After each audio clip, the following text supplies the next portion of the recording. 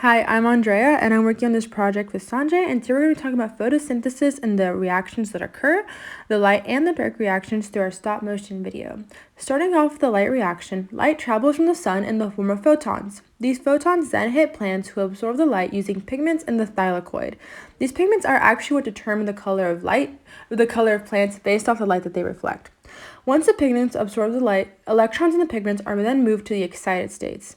Once the electrons are in the excited state, that means they have harnessed the energy from the photons.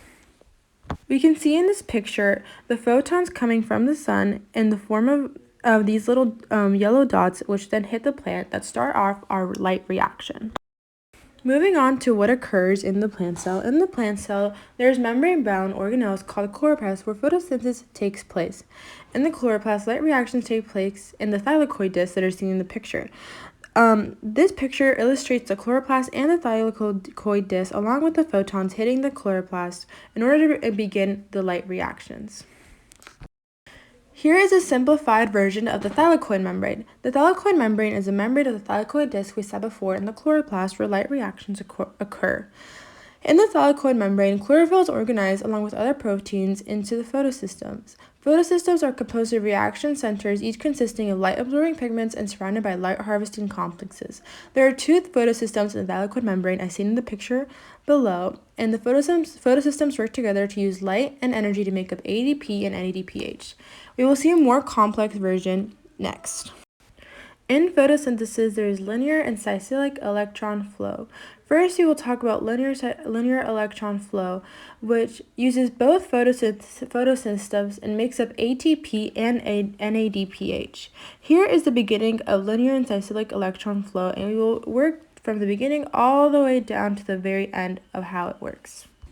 Photosystem 2 absorbs a photon of light that previously came from the sun and has an excited electron. The photon of light can be seen by the yellow line, and our excited electron can be seen represented by the letter E. That electron is then moved to the primary electron acceptor. Water is also then split from H2O to H2 and O in order to harvest its electron to replace the one that was lost to the primary electron acceptor. Oxygen is released as waste, and H+ is then released into the thylakoid lumen. Electron flow.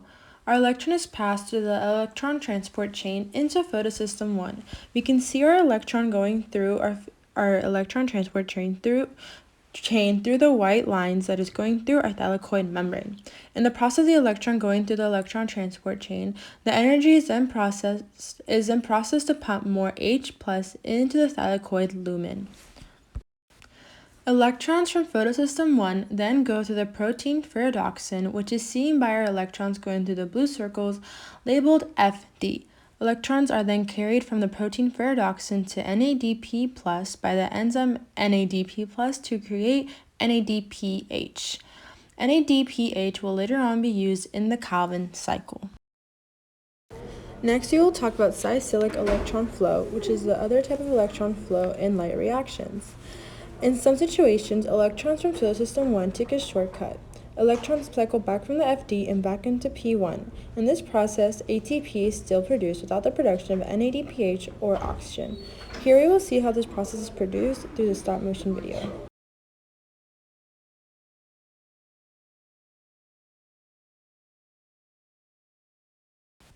Finally, we move on to chemosis, which is the process by which ATP is generated.